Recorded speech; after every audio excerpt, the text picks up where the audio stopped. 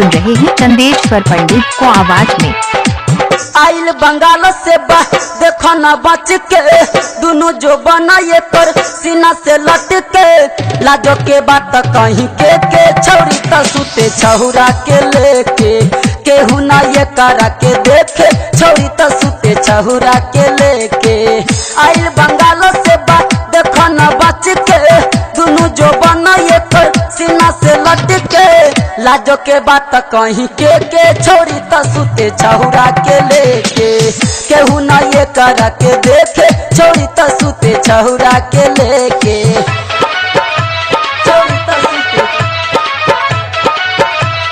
छहुरा के लेके। चंदेश्वर पंडित, चंदेश्वर पंडित, चंदेश्वर पंडित, पिपरास चौक, पिपरास चौक, पिपरास चौक, पिपरास चौक।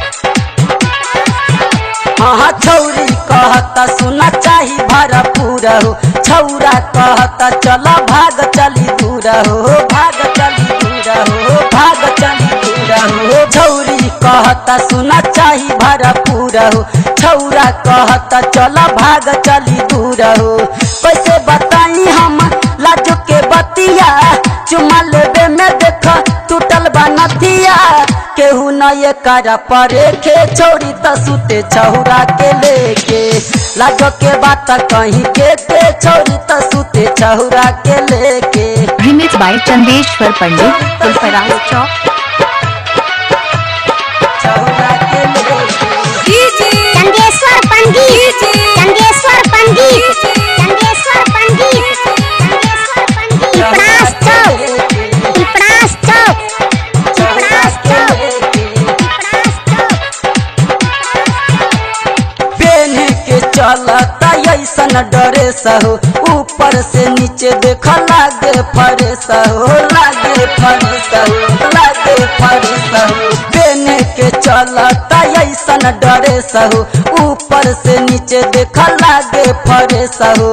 विकी विशाल देख लिखता गाना संदीप कहता रोशन भइल दीवाना 500,000 रोज देके छौरी त सुते छहुरा के लेके लाजो के बात कहीं के छौरी त सुते छहुरा के लेके।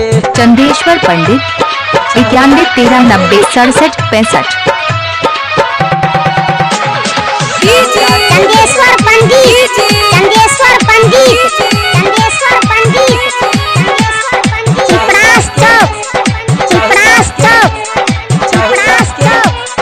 छहुरा के छहुरा के छहुरा के लाज शरम नहीं तन को करेला छौरी कहता हमर मन करेला मन करेला मन करेला। लाज शरम नहीं तन को करेला छौरी कहता बड़ा मन करेला। रोशन गावत गाना सबके सुनावता केहू से कम नइखे धूम मचावता दोनों जाने हो देख लेटे छौरी त सुते छहुरा के लेके लाजो के बात कहीं के छौरी त सुते छहुरा के लेके।